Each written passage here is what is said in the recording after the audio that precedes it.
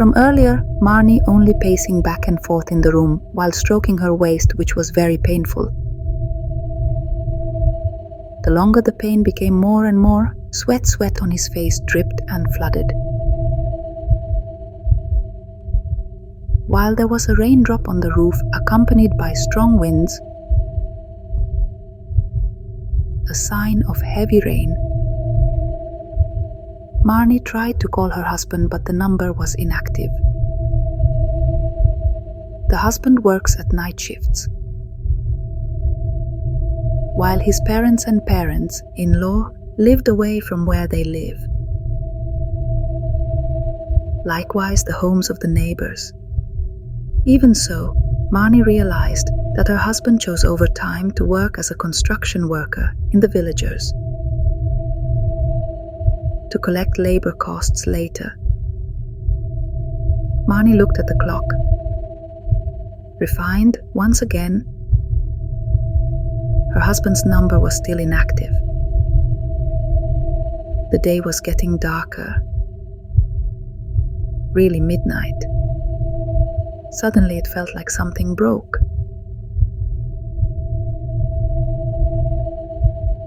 On the sidelines of his thighs, it was certain that the sound of amniotic fluid was broken. And that means Marni's child must be born immediately. Marni immediately walked slowly out of the house, although street lighting is still improvised. It is still forced to walk alone. He tried to go to the Puskesmas, in the middle of the night alone on foot. Which, of course, the distance is not close to his house. Around very quiet, dark streets. The neighbor's house was quite far, making it difficult for Marni to ask for help. It felt like the amniotic water flowing was getting heavier between her thighs. The sound of night animals shouted with each other. Marni continued to walk with exhaustion,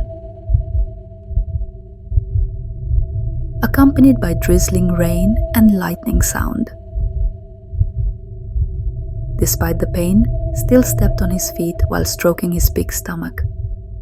From a distance, the sound of dogs shouted with each other from various directions. Suddenly, behind him, the sound of the vehicle's brakes stopped. Marni turned back. A middle-aged father stopped the pace of his pedicab while staring at Marni, without thinking. Snood into the rickshaw, praying. Hopefully the father is a good person, because Marni is also no longer able to walk. The rickshaw's heroes also shot quickly, dividing the very dark streets. Marni, who felt pain, did not realize that they had reached the hospital. He read slowly. The board displayed in front of the hospital. Kasih Ibu Hospital. Marni went down slowly down the pedicab. No longer cared about the irregularities he felt. The most important thing is that now his child can be born safely.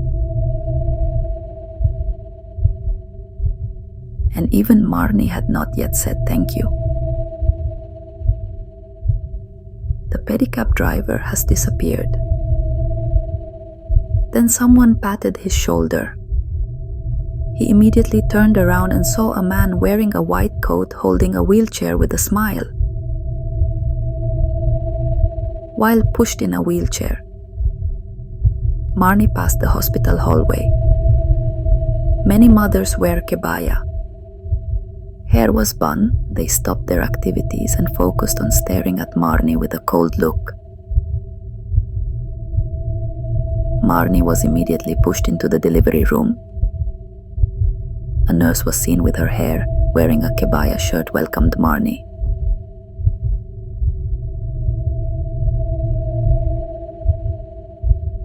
Marni smiled at her baby. He took a long breath.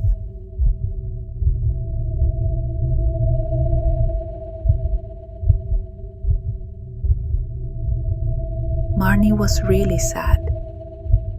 Imagine her husband who had returned. It must be very worrying about him because it disappears suddenly. The sound of the tears of his little baby echoed in the room. Suddenly drowsiness suddenly attacked Marni. Faintly heard the sound of someone shouted with each other. The aroma of the carcass and cantil flower burst. Immediately opened his eyes slowly. Glare lights make the eyes difficult to open. Judging by around, a room with all white nuances, while Marni herself is still lying on the bed where maternity. In an instant, the baby was in the doctor's arms, smiling at Marni. Suddenly the doctor walked, carrying a baby Marni. Marni immediately got out of bed even though he still felt pain, still forced walking, following the doctor from behind, who was carrying his son out of the room. Marni was even more worried because the doctor ignored him when he was called. Marni was even more surprised, not when he saw the atmosphere outside was still dark, covered in dark clouds, and there was only a moonlight that helped illuminate his gaze. Marni is getting confused. The doctor's shadow is invisible anymore, and now Marni is in the hallway of the hospital alone. Appear at the very end of the door opening and closing by itself. Marni saw a woman standing wearing a white shirt with a broken face and covered in blood, staring sharply at her, walking slowly and getting closer.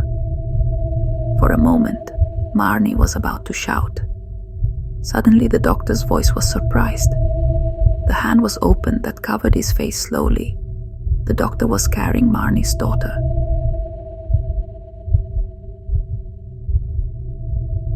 For a moment, Marni was about to take the baby.